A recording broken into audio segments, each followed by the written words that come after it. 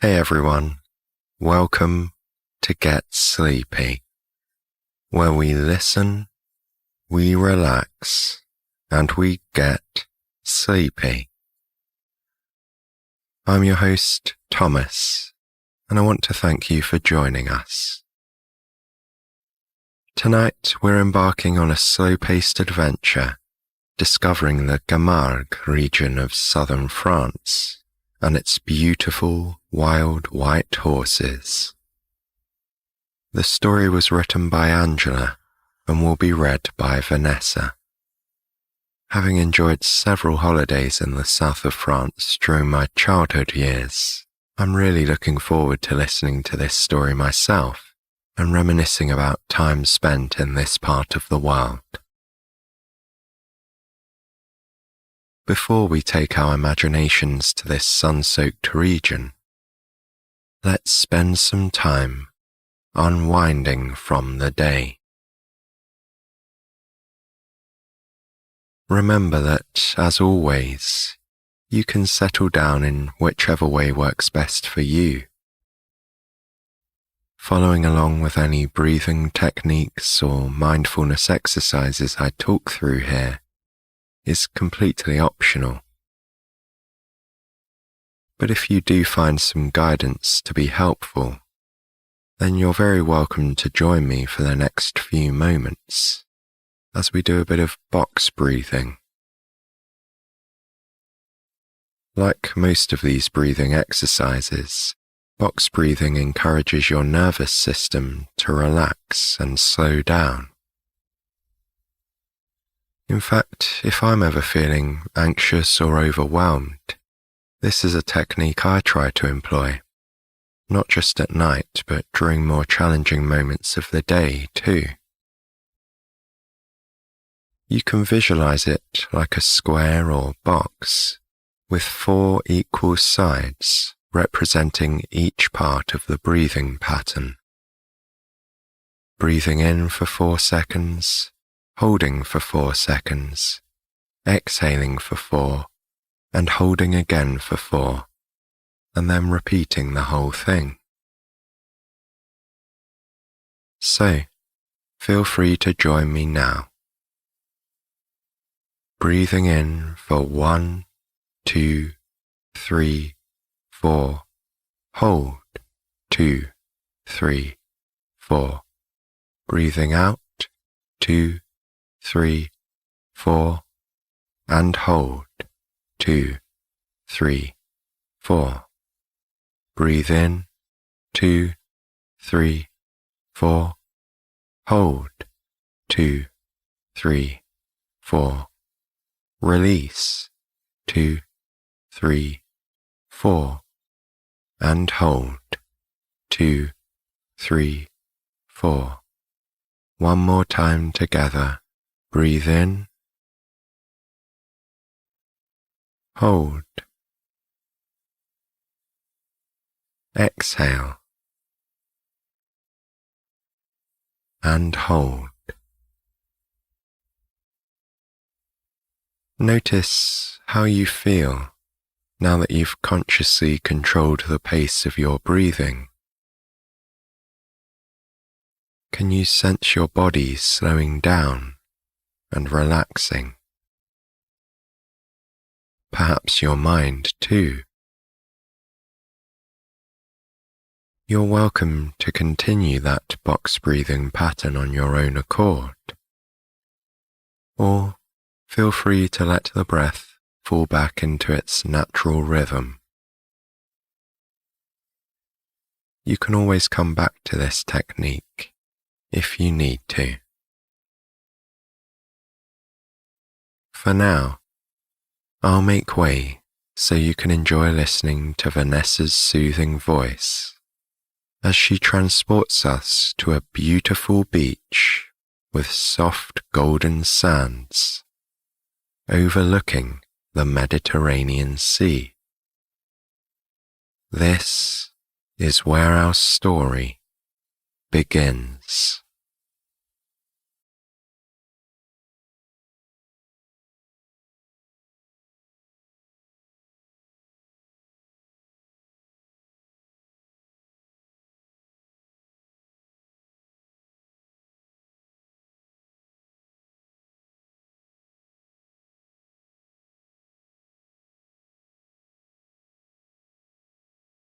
You're on a golden sandy beach at the edge of Camargue Regional Natural Park.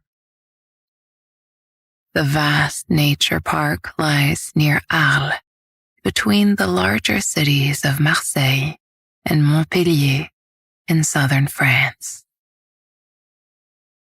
The beach stretches for miles, a meandering and picturesque coastline. This afternoon, you're lucky. There isn't another soul here. You have the place all to yourself. You look up at the sky. It's a pale shade of blue. The sun's rays attempt to peek through the clouds, but they refuse to move. Waves lap the shore as you gaze out to the horizon. A small blue and white fishing boat bobs up and down on the water. The men aboard cast their nets into the Mediterranean Sea, hoping for a sizable catch to sell to restaurants in a nearby town. You sit down between clusters of tall grass on the sand dunes. The dunes gently slope down towards the sea. It's so peaceful here. You close your eyes, feeling the warmth of the sun on your skin and listening to the sound of the waves. Inhaling the salty sea air once, twice, 3 times. You find that moment of balance in the center before exhaling deeply once more. When you open your eyes, you see the horses far in the distance, approaching from your right. 7 of them, appearing like a mirage, galloping gracefully along the beach. Their hooves kick up grains of sand, each animal leaving hoofprints behind them. These majestic creatures are the white horses of the Camargue, found in this region of southern France. They've lived here for centuries amidst the marshes, fields, and wetlands. Their gait is sturdy and strong. As they move closer to you, they form a V shape, the older leader at the front and the younger steeds following. You can see that there are no gardiens or guardians with them today. They are the people who care for the white horses in the traditional way. You watch as these gentle, majestic animals gallop along the beach, wild and free. The horses weave in and out of the foaming waves. Their soft, silken manes and long tails swish with the slightest movement, as if in slow motion. You're aware that it's unusual to see this many together in one place, as there are only around 160 Camargue horses remaining. Ask any local, and they will tell you that the horses are gray or dappled in color. today, with the clouds and cobalt blue waters reflecting, their coats appear to be the purest white, just like freshly fallen snow. The horses slow down as they approach, observing you watching them from the sand dunes. Then, almost in unison, they stop, standing silently by the water's edge. The leader leaves the other 6 horses to approach your position. The older horse moves gracefully with a regal air. You find yourself imagining him as a brave warrior from the days of old, fearless, determined, and bold. You see inquisitive brown eyes and almost hear a whisper. Why are you here? What do you want? You remain seated so as not to startle him. He bows his head slightly and begins to shake his mane free of sand. The fine grains shower you from head to toe, sticking to your shirt and raining down over your legs, and you smile. The horse is calm and friendly and means you no harm. Observing his frame, you see that he has a short neck, strong limbs, and a deep chest. You know that Camargue horses are intelligent and wonder if he has a name. You decide to name him after a chivalrous character, a cavalier of old. He nudges you with his nose as if he approves of your choice.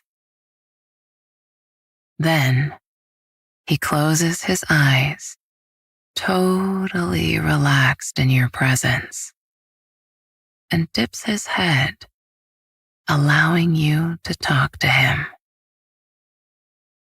You whisper, telling him that you're pleased to make his acquaintance. He responds by resting his face on your palm. The grasses beside you billow in the breeze. With your other hand, you tear off a few blades and offer them to him. He shakes his head, human-like, as if to say, "No, thank you." You imagine these horses centuries ago, pulling carts and working the land. But there's no vision quite as beautiful as watching them gallop freely along the deserted beach. The white horse bows again before turning and slowly walking back to the water's edge to join his clan. They have waited patiently for him, observing, but never intruding. As he approaches them, they huddle together in a semicircle, as if in deep conversation about the person sitting on the dunes. The leader placates them, and realizing that you are no threat, they continue their journey along the beach. They canter slowly at first, then begin to gather speed, the spraying water splashing as they move in and out of the sea, water drenching their sleek white coats as they go. As they disappear into the distance, you look up again. The sun has emerged from behind the clouds. The light glistens on the sea, reflecting like thousands of sparkling diamonds. The fishing boat you saw earlier has moved further towards the harbor town around the bay. Following the boat's journey, you see the outline of a long fortress wall in the distance. Although it's still and peaceful by the water, you decide to move on, unsure if the horses will return along the beach again today.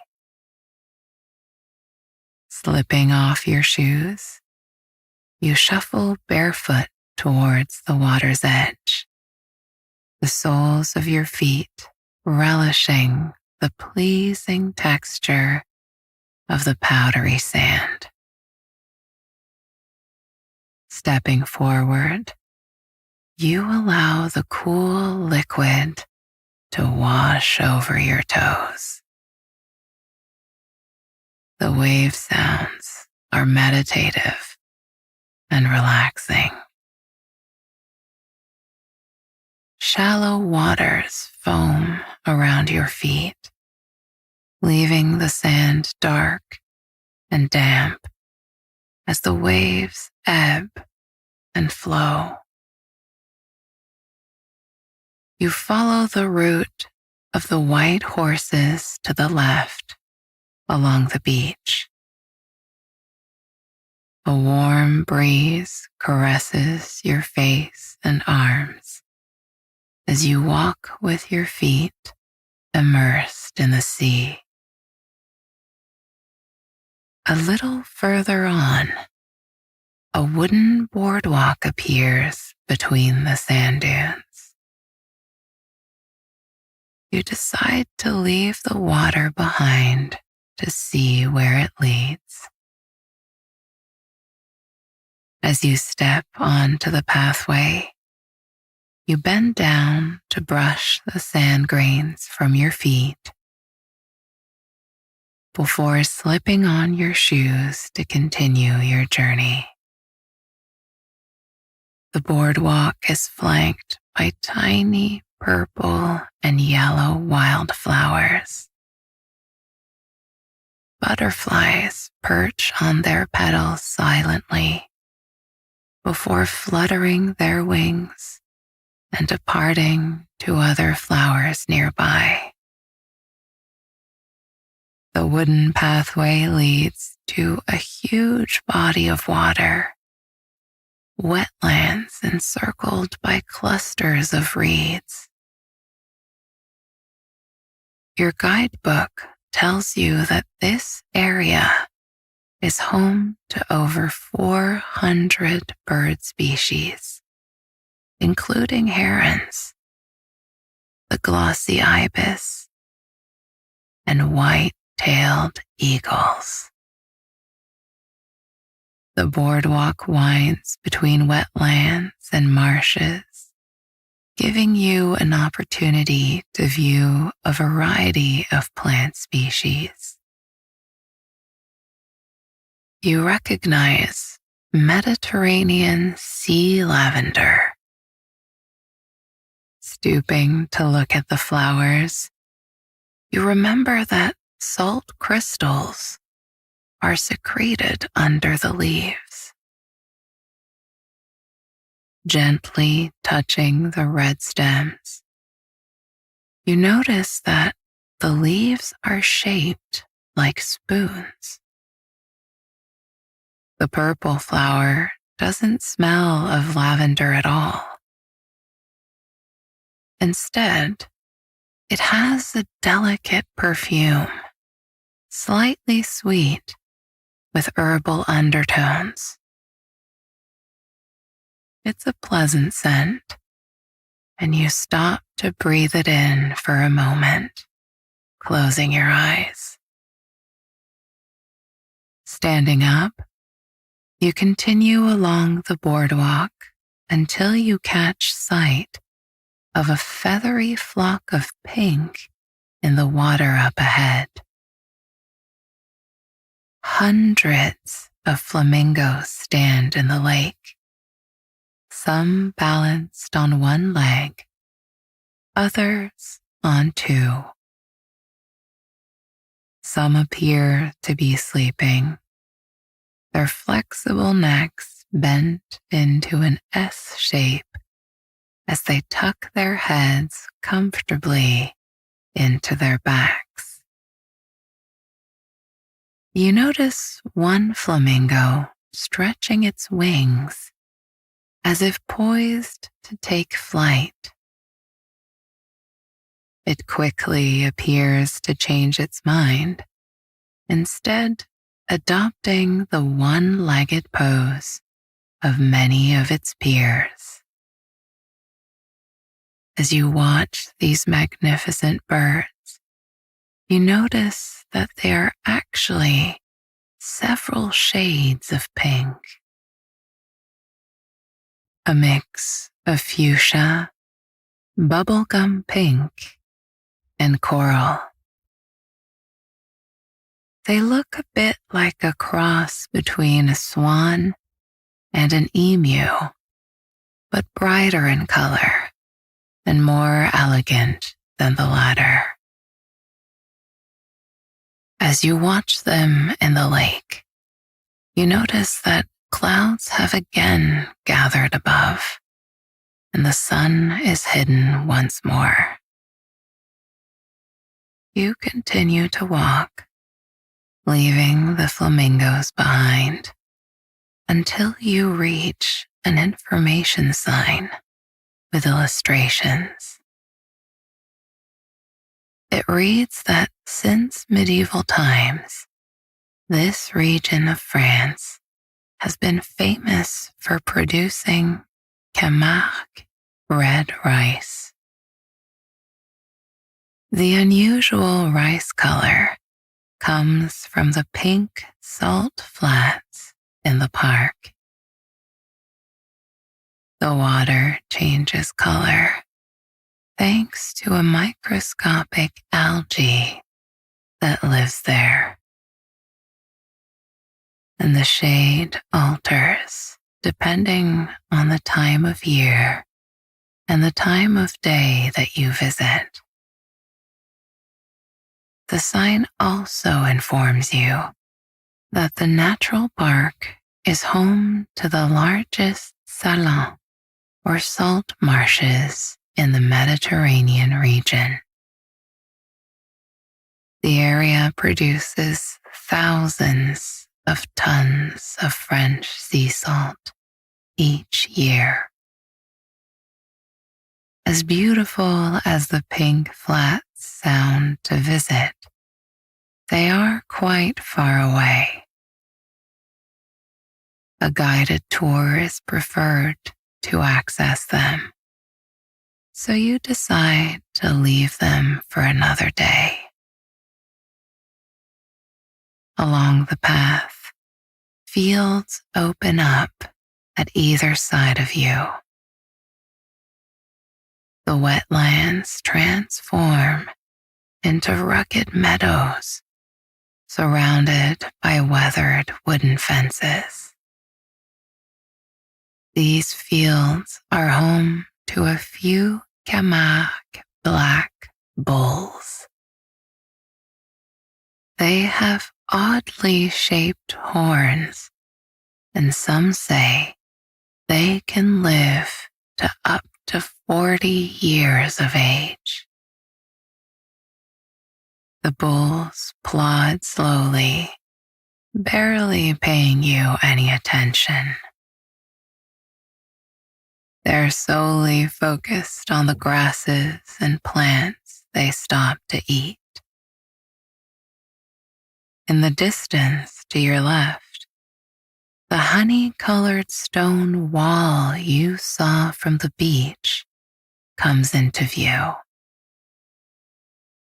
Your guidebook tells you that this is the ancient fortress surrounding a medieval town called Aigues-Mortes. The town's name translates as Dead Waters, named after the ponds and wetlands surrounding the village. As you approach, you notice round turrets placed along the wall. They were once used as a defense to protect the town.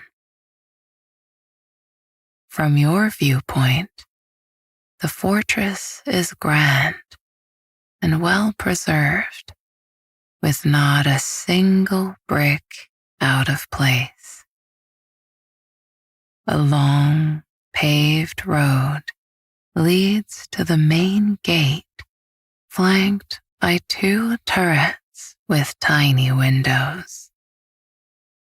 People are strolling along the ramparts, a walkway above. You find yourself imagining life here long ago, when they would be used to spot those approaching from the sea or across the marshlands. There are steps to your left, and you decide to climb to the top of the wall to see the views for yourself. You are instantly rewarded, and the vistas are spectacular. To your right, you see local people wandering the streets inside the town. Quaint shops sell postcards, artwork, and clothing. The streets lead to lively squares with central fountains, where restaurants are shaded by awnings and plane trees. To your left, and stretched out in front, lakes, rivers, and wetlands sprawl towards the sea. And further in the distance, you notice several white horses of the Camargue in a field. They walk ever so slowly, stopping to graze every now and then. There are 7 of them, and you wonder if they are the same horses you met on the beach earlier. Continuing towards the far end of the ramparts, you catch sight of the famous pink salt lakes. The colors are vibrant, in complete contrast with the deep blues of the sea and the patchwork greens of the fields and marshlands. You take a mental photograph, hoping to remember this view for many years to come. As the sun begins to set in the sky, you descend the steps into the town. Aigues-Mortes is a charming place. Along cobbled streets, stores sell handmade soaps, beach clothing, and fishing nets. You walk past a small cafe with a vintage vibe. It has a sign saying bienvenue or welcome in French at the entrance. Wooden barrels are arranged outside next to matching stools, and menus and holders sit atop the tables. Next door, an art gallery sells beautiful paintings of wildlife and French landscapes. A young man inside the shop sees you gazing at a small picture of the white horses.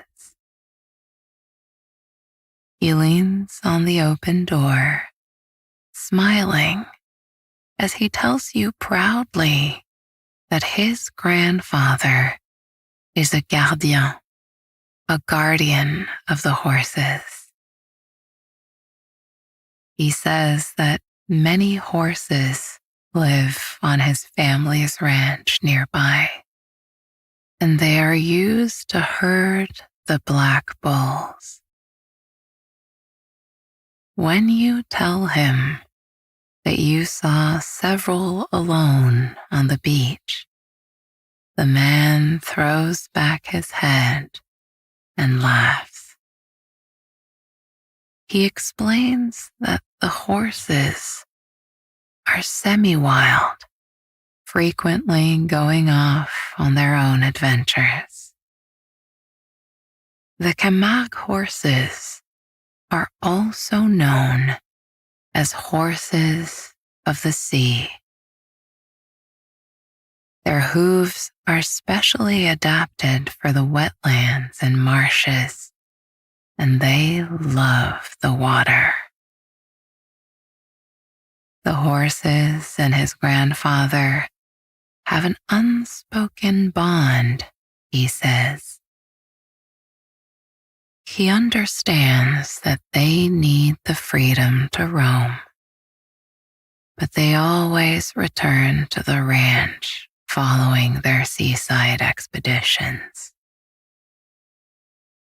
He beckons you into the shop and points to a black and white photograph on the wall. It's a picture of an older man smiling. He's wearing a corduroy jacket, jeans, and a cowboy hat, and he stands next to a white horse. He says he believes that this breed of horse existed many centuries ago, and that Camargue horses are descendant of those featured on ancient cave drawings discovered throughout France. You smile as you listen to his stories. He picks up the small painting you were looking at earlier, takes it to the counter, wraps it in brown paper, and hands it to you as a gift. He says that he is grateful that you are interested in the horses and local traditions. If you would like to learn more, he says, you are welcome to visit the ranch during your stay. You thank the man for his kindness and chat a little more before leaving him to attend to another customer. At the end of the cobble street is a large square. There's a touch of ambient music, and small groups of people dine in restaurants and sip drinks al fresco. Plates clatter as waiters collect them from tables, and glasses clink as toasts are made. As the square is quite busy, you decide to head north. The sun has fully set, and the skies are dark now. Street lights illuminate honey-colored buildings with painted wooden shutters. To your left stands a 2-story white building. It looks modern and out of place compared to the historic houses of the town. The word cinéma is spelled out vertically down the wall in bold black letters. You climb the 5 steps to peer through the double glass doors. An older woman stands behind a counter. Above her, a board displays the latest movie offerings. A half-empty popcorn machine has striped cartons stacked up to one side. Entering the cinema, you see retro posters promoting classic French films on the wall to your right. A red light blinks intermittently above one of the theater doors to show that a movie is in progress. The woman behind the counter is engrossed in a book. She looks up briefly and smiles, inviting you to wait inside. You follow the passageway behind the concession stand. A red rope with 2 brass posts sits beside an open door on your left. There's no light on above the door, and no sign to show that any movie is playing. You decide to step inside. The room is compact, with seating for around 100 people. 10 rows back and 10 seats across. It's an atmospheric place with glass lanterns on both side walls. A giant black screen hangs up front, waiting for the next feature to begin. The seats look comfortable. You notice that they recline slightly to enhance the viewing experience. They are covered in plush velvet fabric, which feels soft to the touch. Descending the steps, you find a seat in the center of the room and sit down, eager to rest. Slipping off your shoes, you wiggle your toes. There's plenty of room to stretch out, and you realize how tired you are after a long day of walking. You sink into the chair, lying back, gazing at the blank screen. As your eyes begin to close, the lamps at either side of the movie theater appear to dim. As you slowly drift off to sleep on the reclining chair, your mind plays a montage of your incredible day in southern France. You see the long, sandy beach and the boat bobbing in the sea. You recall the scent of the flowers by the boardwalk and how you watch the flamingos perched on one leg in the water. You can see views of the marshes and pink salt lakes from the fortress ramparts. But the most prominent images are those of the 7 white horses of the Camargue,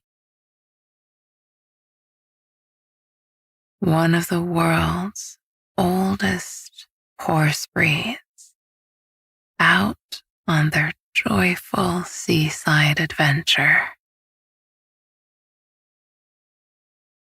They gallop wild and free along the beach, weaving in and out of the water.